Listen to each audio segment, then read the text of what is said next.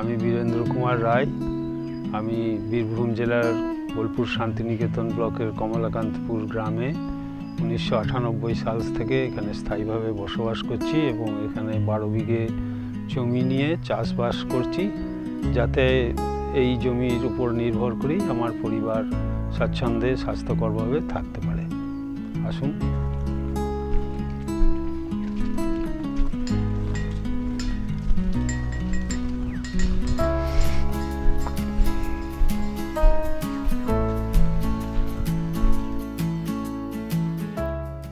একজন কৃষক কিভাবে সুস্থায়ী কৃষি ব্যবস্থার মাধ্যমে শুধু নিজের ও পরিবারের জীবন যাপন অর্থনীতি সুরক্ষিত করতে পারেন তারই উদাহরণ তৈরি করছেন বীরেন্দ্র কুমার রায়।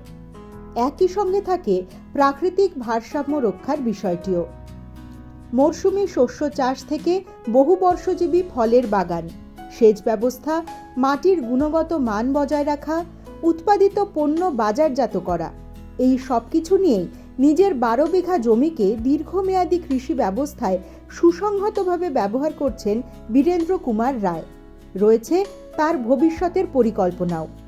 এই নিয়েই টাউন মেকিং বেঙ্গলের 9ম পর্ব 12 বিঘায় সুস্থায়ী কৃষির নকশা।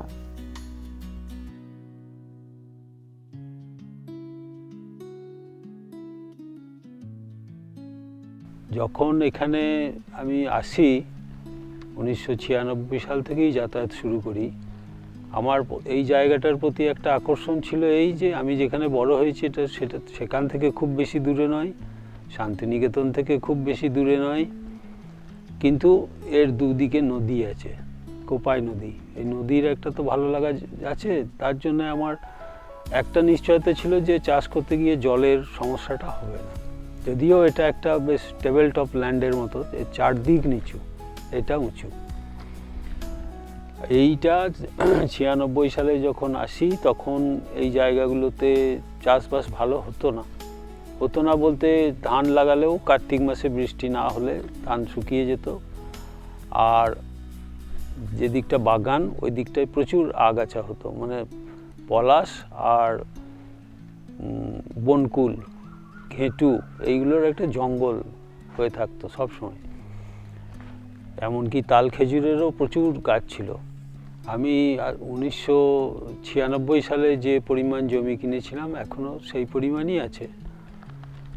পরে বছর 3 আগে হয়তো এইখানটায় এই গেটের বাইরে, সেটা আমার ঘেরার বাইরে, ওটা ঘেরার মধ্যে নেই, ওটা কিনতে পেরেছিলাম। তা আমি যখন আসি তখন একটা মাটির ঘর এখানে করেছিলাম, ইট মাটি মিশিয়ে, ভাঙা ইট আর মাটি মিশিয়ে, দেওয়াল মাটির চাল, খড়ের চাল ছিল। আর আমি শুরু করেছিলাম, যেমন বর্ষায় ধান হয়, রবি মরশুমে আমি শুরুতে ভেবেছিলাম যে একটা ক্যাশ ক্রপ হবে, লাভ হবে, আলু লাগিয়েছিলাম প্রচুর, এবং ওইগুলোতেই লস খেয়েছি সব থেকে বেশি। মানে দাম পড়ে গিয়েছে, কোল্ড স্টোর থেকে ছাড়াতেও হয়নি আমাকে, আর কি। ছাড়াইয়ে আনলে সেই খরচাটা বিক্রি করে উঠবে না, এইসব অবস্থা। তারপরে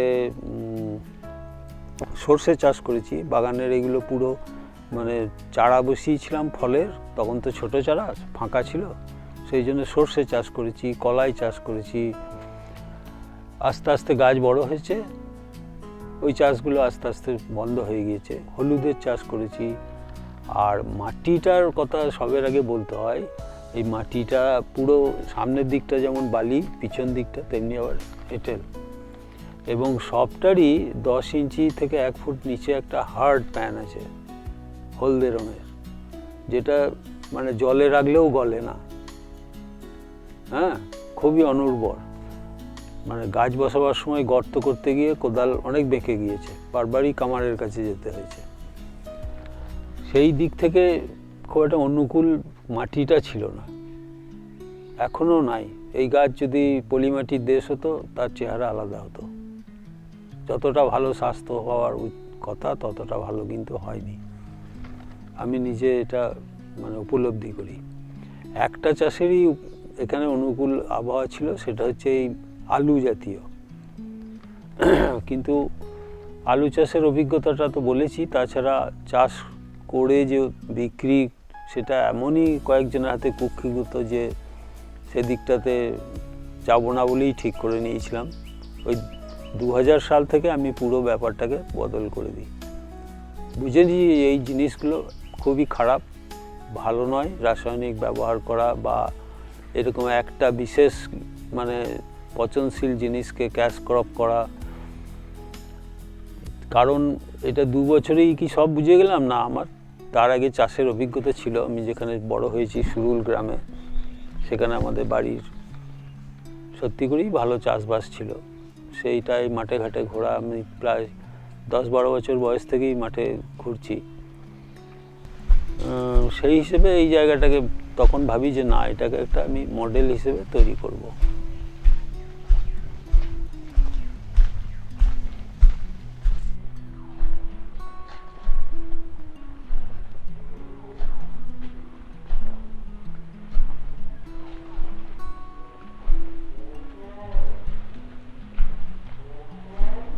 মডেলটা হচ্ছে এই যে একটা পরিবার এই 10-12 বিঘে জমি নিয়ে যাতে চাষবাস করে স্বাস্থ্যকরভাবে সসম্মানে থাকতে পারে, এই মডেলটাকে রূপ দেওয়ার জন্য আমার জমির উপরে আমি একটা লেআউট করলাম। লেআউট মানে যে জমিটা কিভাবে ব্যবহার হবে, কি চাষের জন্য বা কি উদ্দেশ্যে। যেমন আমার থাকবো, বসবাস করব, তার জন্য একটা জায়গা চাই।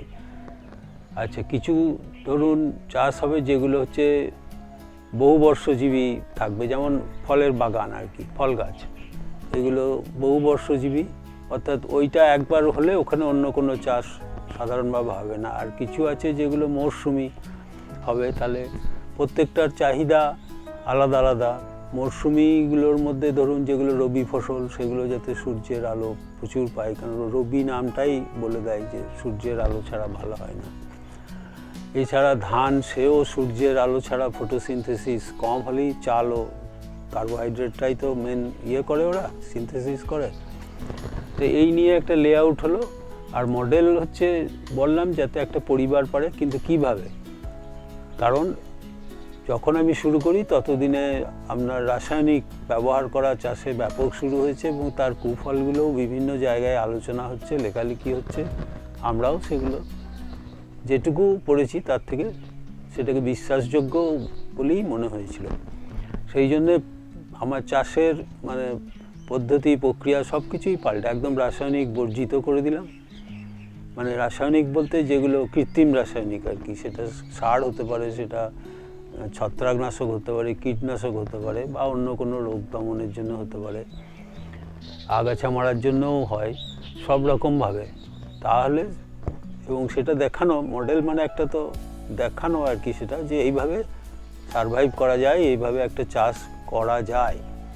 পুকুরটা কিন্তু আমি প্রথম মাটি নিয়ে মাটির ঘরটা করেছিলাম, তারপর সেটাকেই একটু বড় করে নিয়ে পুকুর করে নিলাম। তার ফলে হয় কি যে এই থাকার জায়গাটার একটা আলাদা মাত্রা পেলো। এখানে মাছও ভালো হয় এখানে, কাজেই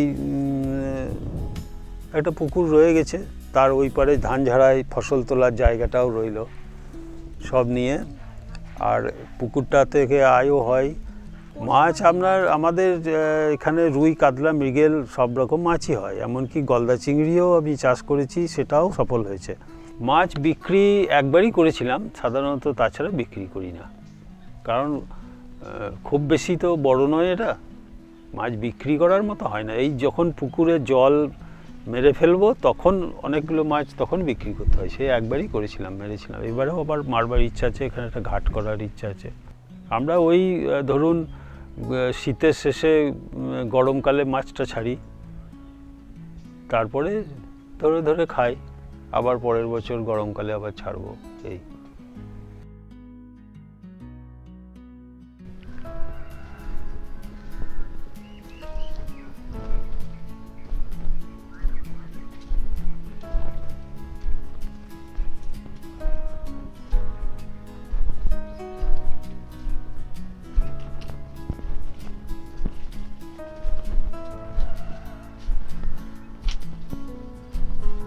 এই যে বেড়ার মধ্যে আছে, এইটা আমাদের দক্ষিণ দিক। এইটাতে আমরা সারা বছর একটা ওই ঋতু পর্যায় অনুযায়ী চাষ করে থাকি মরশুমি ফসলের। বর্ষাকালে ধান ছিল, ধান ওঠার পরে আমরা সেটাকে এখানে ধরুন এই যে কপি আছে, এখানে ফুলকপি, বাঁধাকপি, ব্রোকলি, এমনকি ওই যে টার্নিপ বলে ওলকপি আছে, টমেটো আছে, এখানে পেঁয়াজের চারা তৈরি হবে, বীজ ফেলা আছে, ঢাকা দেওয়া আছে, ওপাশে রসুন আছে, তারপরে ধনেপাতা, পালং শাক, বিট, গাজর, মূলো, আলু আছে 3 রকমের। এর মধ্যেই আবার আমরা এখন কুমড়ো বীজ বসিয়ে দেবো।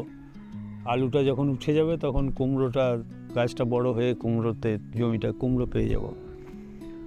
আবার এই আলু তুলে নেব, সর্ষে আছে বা ওই বাকহুইট আছে ওই পাশের জমিটায়, গম আছে সামান্য, এইগুলো তুলে আমরা আবার মুগ কলাই আর ওই কালো ব্ল্যাক গ্রাম যেটাকে বলি বিউলির ডাল হয়, ওইটা চাষ করব।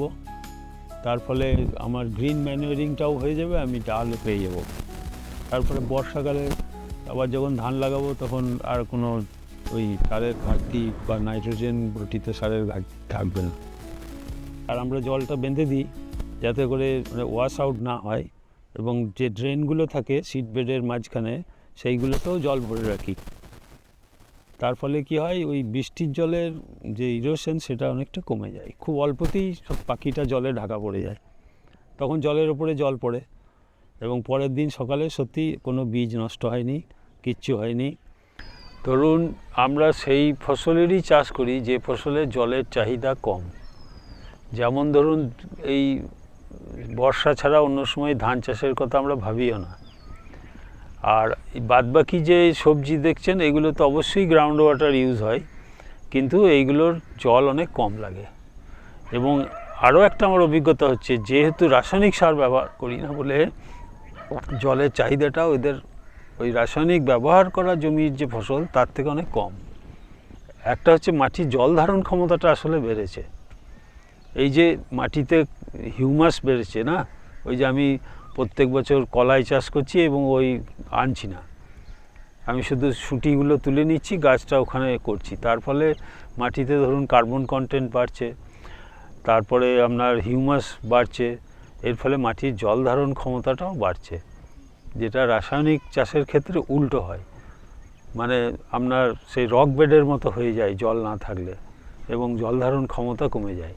ধানগুলো ধরুন আমাদের সুগন্ধি আর সাধারণ সুগন্ধ নয় এমন যদি ভাগ করেন, তাহলে আমাদের লক্ষ্মীশাল বা দেরাদুন গন্ধেশ্বরী বা আমাদের দাঁতখানি এইগুলো কিন্তু গন্ধ নাই, এগুলো চাষ করি। আর গন্ধের মধ্যে পড়ে ধরুন গোবিন্দভোগ, রাঁধুনি পাগল, রাধা তিলক, তুলাইপাঞ্জি, জেসমিন, এইগুলো চাষ করি। আবার আপনার 2টো কালো চালও চাষ করি, একটা বার্মার, একটা আমাদের মণিপুরের।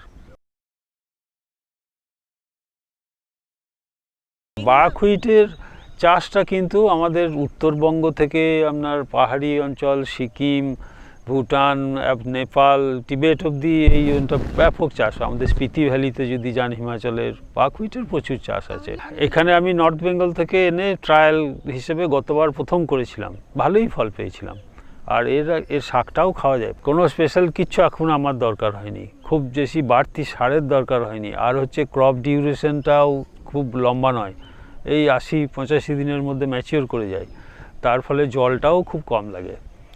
হ্যাঁ, আর একটা হচ্ছে যে এটা একদম গ্লুটেন ফ্রি, সবথেকে বড় বৈশিষ্ট্য, যেটা আমাদের সাধারণ যে হুইট বা গম সেটাতে গ্লুটেন থাকে, যেটা স্বাস্থ্যে এখন বারণ করে খেতে আর কি, গ্লুটেন অ্যালার্জিও থাকে অনেকের, তো এটা একদম গ্লুটেন ফ্রি। আর কালো গমের হচ্ছে মজা হচ্ছে এতে আপনার সাধারণ গমের থেকে মিনারেলসের মানে দ্বিগুণেরও বেশি আছে সব। তা মাটিতে যদি মিনারেলসের ঘাটতি থাকে তাহলে কিন্তু ওর মধ্যে এটা পাওয়া যাবে না। এখানে আবার আপনি যে বলছিলেন ওই মাটিতে ফিরে যেতে হবে, মাটিকে একদম স্বাস্থ্যকর হতে হবে যাতে ওখানে ঘাটতিগুলো না হয়। 3 রকমের আলু চাষ করি, একটাকে আমরা বলি বাঁদরমুখী, এটা অনেক পুরনো মানে চাষিরা প্র্যাকটিস করে আসতো, এখন এই আলুগুলোর আর তেমন প্রসার নেই। আর একটা করি ওই উত্তরবঙ্গের ফিঙ্গার পটেটো, যেটাকে ওরা বাদাম আলুও বলে, আর একটা হচ্ছে চন্দ্রমুখী আলু। আমার ডান দিকে এটা চন্দ্রমুখী আলু, বাঁ দিকে এটা ওই ফিঙ্গার পটেটো বা বাদাম আলু, আর ওইটা হচ্ছে আপনার বাঁদরমুখী আলু। এর মধ্যে মাদরমুখী আলুটা গোল হয়, ফিঙ্গার পটেটোটা আঙুলের মতনই লম্বাটে হয়। এই দুটোরই কিন্তু সেলফ লাইফ খুব বেশি, স্বাদ খুব ভালো, কিন্তু একটু শক্ত হয়। সিদ্ধ আলুটাও একটু চাপ দিয়ে আর কি স্ম্যাশ করতে হয়, মাখতে হয়। আর এইটা মূলত আলুর দম হিসেবে খাওয়া হয়, বা স্লাইস লম্বালম্বি করে আপনার স্যান্ডউইচে দেওয়া যায়। এই আলুটা খুবই ভালো আলু, এবং এর বৈশিষ্ট্য হচ্ছে এই আলুটা ভাঙলে ভিতরে দেখতে পাবেন একটা রিং মতো আছে, যেটা ওই স্টেন একটা কালার, সেটা হচ্ছে ওই অ্যান্থোসাইনিন বলে একটা রাসায়ন এর মধ্যে আছে, যেটা অ্যান্টিঅক্সিডেন্ট এবং অ্যান্টি কার্সিনোজেনিক। সেই জন্য এই আলুটা খুবই মূল্যবান আলু। আর চন্দ্রমুখী আলু হচ্ছে আমাদের সবথেকে নরম এবং সুস্বাদু আলু, যেটা ওই চিটচিটে হয় না মাখলেও, যেটা জ্যোতি আলু যেটা বাজারে খুব পাওয়া যায় সেইটার মতো হয় না, কিন্তু এর সেলফ লাইফ কম। এটাকে বর্ষার আগে খেয়ে নিতে হবে, না হলে কোল্ড স্টোরে রাখতে হবে। আর এইগুলো বাড়িতে থাকে, একটু নরম হয়ে যায়, শ্রিঙ্ক করে যায়, কিন্তু বাড়িতে রাখা যায়।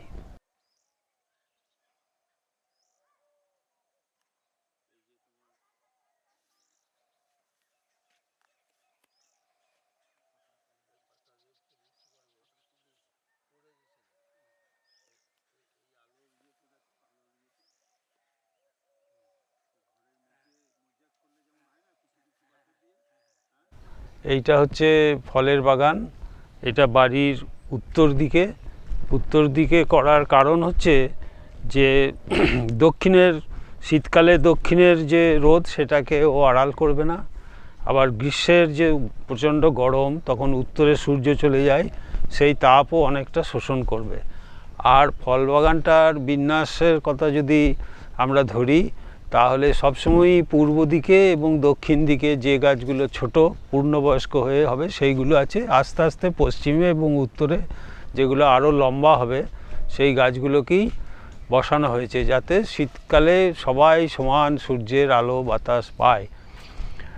আমার এই যেমন ডান দিকে এইগুলো আম হচ্ছে ডোয়ার্ফ ভ্যারাইটি, ছোট গাছ হবে, এর স্পেসিং কম, তাও যেটা রেকমেন্ডেড সেই স্পেস আমরা তার থেকে বেশি দিয়েছি, তবুও এখানকার উষ্ণ আর্দ্র আবহাওয়ার কারণে এর বৃদ্ধি এতটাই হয়েছে যে দেখুন আমাকে কাটতে হয়েছে। একটা সময়ের পর আমি প্রত্যেকটাতে একটা কাটার চিহ্ন আছে, এই ডালগুলো সব পরে বেরিয়েছে। আর আস্তে আস্তে আমরা এগোবো, দেখুন যে স্পেসিং বেড়ে গেল, মানে এই গাছগুলো আরও বড় হবে এবং এদের আরও স্পেস দরকার। স্পেসটা না দিলে কী হবে, ল্যাটারাল ব্রাঞ্চগুলো মানে এই পাশের দিকের ডালগুলো কমে গিয়ে উপরের দিকের ডালগুলো লম্বা হয়ে যাবে, তাতে করে আমার হারভেস্ট করার সমস্যা, ঝড়ের সময় বেশি সুইং করবে। এই যে ল্যাটারাল ব্রাঞ্চ পাশ দিয়ে যে একদম ডালগুলো হয়েছে, এগুলো হবে না, যেটা এর ক্ষেত্রে হয়েছিল। ওই যে ওই গাছগুলো দেখুন পাশ দিয়ে ডাল ছড়াতে পেরেছে। যদি স্পেস কমিয়ে দিতাম তাহলে ওপর দিকে হয়ে যেত। এগুলো একটা সমস্যা, ফল পড়ার সমস্যা, কোনো কিছু যদি ওষুধ দিই তার সমস্যা, এমনকি ঝড় বৃষ্টির জন্যও সেটা একটা সমস্যা। আর এই আম বাগানে আমাদের 26 রকমের আম আছে, যার ফলে আমার যেমন মে মাসের মাঝামাঝিতেও আমি পাকা আম পাই, তেমনি জুন মাসের শেষেও আমার কাছে পাকা আম থাকে। আমি একটা লম্বা সময় ধরে হারভেস্ট করতে পারি, এবং একজন যিনি আম কিনতে আসেন, আমরা বাজারে আম পাঠাই না, আমরা এই বাগান থেকেই আম বিক্রি করি। আর যেটা বিক্রি হয় না সেগুলোকে আমরা প্রিজার্ভ করি, সে শুকিয়ে আমসত্ত্ব করি বা আচার করি, স্কোয়াশ করি, জুস করি, এরকম। ঝড়ে পড়ে গেলেও সেই আমগুলো দিয়ে আমরা আচার করি, কাঁচা অবস্থায় সেটা আপনার স্কোয়াশও হয়, আচারও হয়। এর ফলে নষ্টটা কমে আর একটু লাভটাও বাড়ে। আমি এমনি ফ্রেশ আম বিক্রি করলে যতটা হবে, আমি যদি সেটা থেকে একটা কিছু জুস বানাই বিক্রি করতে পারলে লাভটা বাড়ে। আর ওই দিকটা পূর্ব দিক, ওই দিকে ছোটো গাছগুলো আছে, যেমন প্রথমে লেবু ছিল, লেবু কয়েক রকমেরও লেবু আছে আমাদের, তারপরে আপনার বাতাবি আছে, জলপাই আছে, আতা আছে, তারপরে গোলাপজাম আছে, কামরাঙা আছে, জামরুল আছে, কুল আছে, তারপর পেয়ারা আছে, তারপর লিচু আছে। পূর্ব দিকটা টানা ওইভাবে আছে। আর একদম উত্তরে একদম উত্তরে আমাদের যে তাল খেজুরগুলো আগে থেকে ছিল সেগুলো আমরা একটাও কাটিনি, সেগুলো আস্তে আস্তে বড় হয়েছে। আর ওর সাথে আমরা ওই সেগুন আর মেহগিনি এই দুটো টিম্বার আমরা বসিয়েছিলাম, সেগুলোও এখন বড় হয়ে উত্তর দিকে ওরা একটা ঢালের মতো কাজ করে। আর দক্ষিণ পশ্চিমে ধরুন বাঁশ আছে, ওই দক্ষিণ পশ্চিমে দেওয়ার কারণ হচ্ছে দক্ষিণ পশ্চিম দিক থেকেই আমাদের যেটাকে নর্থ ওয়েস্টার বলে ঝড় সেটা আসে, ওইটাকে মোটামুটি বাঁশ খুব ভালো শক অ্যাবজর্বার এবং আমাদের চাষবাসের জন্যও খুবই প্রয়োজনীয় একটা উপাদান, বাঁশের খুব দরকার হয়। যার ফলে আমার ফল বাগানের গাছ আজ পর্যন্ত একটাও ঝড়ে বা এত বড় বড় ঝড় গিয়েছে তাতেও নষ্ট হয়নি। টিম্বারের গাছ হয়তো শুয়ে পড়েছে, মানে ওরা সামলে নিয়েছে, এখানে অত ক্ষয়ক্ষতি হয়নি। মাইনর ফ্রুটস হিসেবে আমার কাছে চালতা, বেল, কয়েদ বেল এটাও আছে, ওইদিকে গোলাপজাম আছে, ফলসা আছে।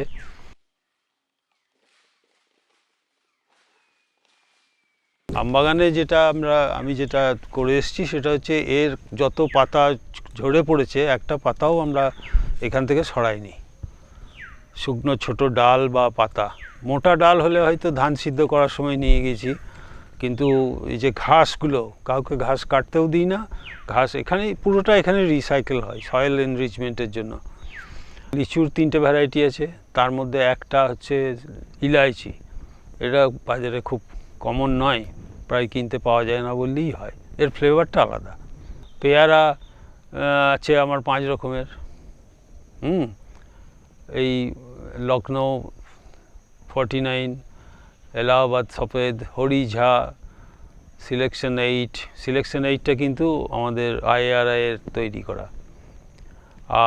আর একটা আছে বারুইপুরের যে জাত, ওইটা 5টা আছে।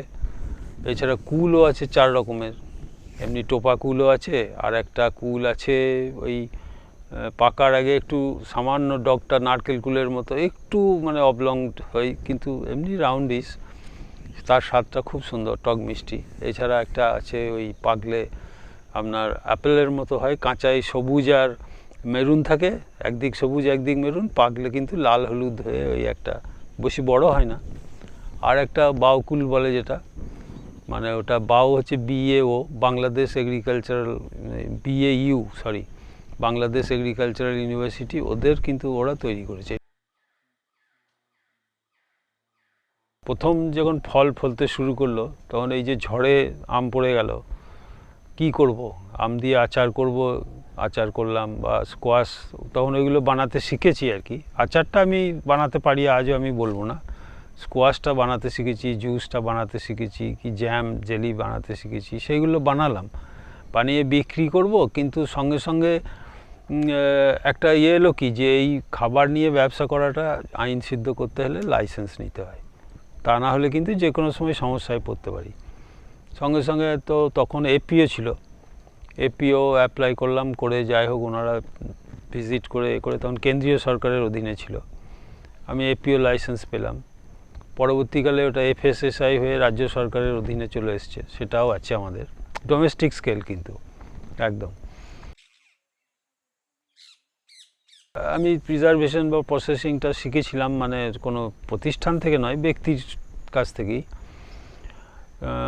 সেটা শেখার পর আমি দেখলাম ভ্যালু এডিশনের ফলে কী হচ্ছে, জিনিসটা তো নষ্ট হচ্ছে না, তাই জন্যে ওইগুলো আমি বানাতে শিখলাম, বানালাম। তারপর ওদের অ্যাপ্রুভ লেভেল পেলাম, যেহেতু লাইসেন্স পেলাম। এবং তার আগে আমি সাদা একটা কাগজে ওই টাইপ করে হোমিওপ্যাথির লেভেল যেমন থাকে সেই রকম করেই বিক্রি করতাম যখন লাইসেন্স ছিল না। সেটাও একটা, আমি এই কারণেই বলছি, যখন আমার লেভেল চলে এলো আমি বোলপুরের 4-5টা দোকানে দিতাম, নিজেই মোটর বাইকে করে গিয়ে দিয়ে আসতাম। তা হঠাৎ ওরা বলছে যে তুমি লেভেল লাগিয়ে দিয়েছো, লোকে নিচ্ছে না, বলছে এটা বিরুদার নয়, ওই বিরুদার দাও, ওই সাদা লেভেলের। মানে মানুষের, ক্রেতাদের সাইকোলজি কেমন থাকে আর কি। আমি এখন একটি দোকানেই দিই, যেটা আমার যাওয়া আসার পথে পড়ে, আর এখান থেকেই যা বিক্রি হয়, কিছু কুরিয়ারে পাঠাই, আর কিছু এখানকার হোটেল বা ক্যাটারার ওরা নেয়, ওদের ওয়েলকাম ড্রিঙ্কসের জন্য নেয়। নামটা আমি বলছি, আমাদের গ্রামের নাম হচ্ছে সামাইদহ, তো সেই জন্য সামাইদহ কৃষি আগার একটা সাধারণ নাম ছিল, সেই নামটা পুরো থাকে লেভেলে, আবার একই সঙ্গে ওই একটা সামাইদহের কৃষির আর আগারের নিয়ে একটা সক্রিয় SAKRIA লেখা হয়।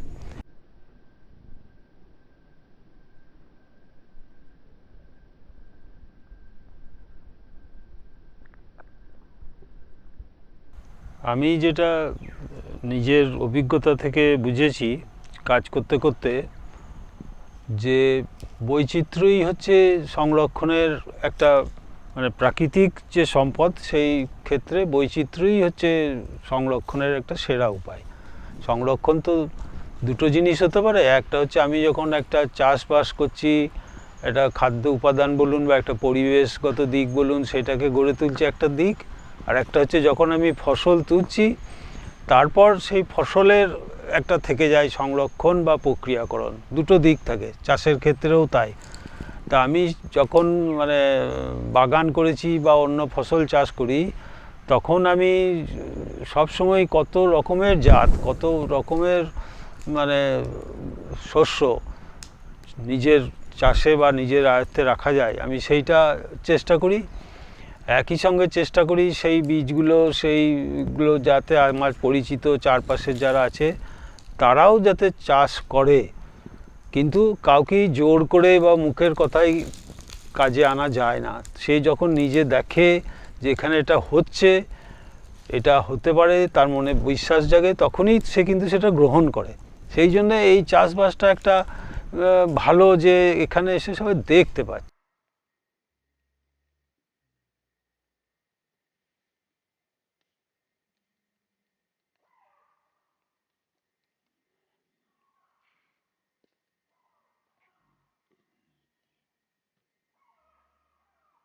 যে যত গাছ দেখছেন আমার বাগানে, এই গাছগুলো একটাও আমি নিজের হাতে বসাইনি। প্রত্যেকটা গাছের সাথে কোনো একজন ব্যক্তির সংযোগ আছে। ধরুন শস্য বীজের ক্ষেত্রেও তাই, আমি কোনো চাষির থেকে বা কোনো একজন এর কাছ থেকে আমি সংগ্রহ করেছি, আমার যখন ছিল না আমি সেইটা আবার অন্যদেরকে দিই, যে যাতে করে কি হয় যে আমার যদি কোনো কারণে আমার ফেল করে, বীজ নষ্ট হয়, তাহলে আমি আবার বীজটা পাবো তার কাছ থেকে। এটাই হচ্ছে একটা সংরক্ষণের পুরো সেরা উপায়। পোস্ট হারভেস্ট যেটা ফসল তোলার পর, সেটা হচ্ছে যে আমার অপচয় নষ্ট করা থেকে রক্ষা করা, ভ্যালু অ্যাড করে আপনার তার ইনকাম বাড়ানো, এই দুটো হচ্ছে যে এই ধরনের চাষের যে আরও প্রয়োজনীয়তা আছে, সেটার উপায় হচ্ছে কি, যে এই ধরনের চাষ বাড়া মানে কি গ্রামে গ্রামে হওয়া। আপনি বুঝতে পারছেন, প্রতি গ্রামে যদি থাকে অন্তত একটা করেও চাষিও যদি এগিয়ে এসে করে, তাহলে আমাদের কতটা, আমাদের রাজ্য বলুন, দেশ বলুন বা পৃথিবী যেখানেই হোক, সেটা কতটা সমৃদ্ধ হয়ে যাবে।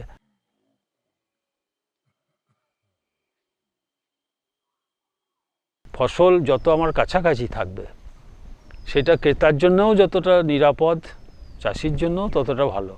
ধরুন আমি যদি আমার মাঠের ফসল আমি যদি আজ থেকে 500 কিলোমিটার দূরে পাঠাতে শুরু করি, একই সঙ্গে আমার মাটির যে উপাদান 500 কিলোমিটার দূরে চলে যাচ্ছে। কিন্তু মানে আমাদের গ্রামের লোকরাই যদি সেটাকে ব্যবহার করতো, বা বোলপুর একটা ক্ষেত্র বলুন, তাহলে এই এলাকার মধ্যেই কিন্তু যে কনজিউম করছে সে আবার ত্যাগও করছে, তো সেই এলাকার মধ্যেই কিন্তু সেটা থাকতো। মানে ওই রকম একটা ভাস্ট চেঞ্জ হতো না। যে আমার যেটা এলাকা, সেই এলাকার থেকে যে আমি রিসোর্স মাটি থেকেই তো নিচ্ছি, ফসল ফলাচ্ছি মানে সেটা মাটি থেকেই নিচ্ছে, সেইটা যাতে এক্সস্ট না হয়। এক্সস্ট না হলেই কিন্তু এটা সাস্টেনেবল থাকবে। যখনই এক্সস্ট হয়ে যাবে, আমরা খুব ইন্টেন্সিভ করছি বলে কিন্তু ওটা এক্সস্ট হয়ে যাচ্ছে। স্বাভাবিক যে ছন্দ প্রকৃতি, সেই ছন্দের সঙ্গে মিলিয়ে যদি আমরা চলতে পারি, তাহলেই কিন্তু সঠিক একটা মানে সঙ্গীতের মতো আর কি, সঠিক একটা পরিবেশন হবে।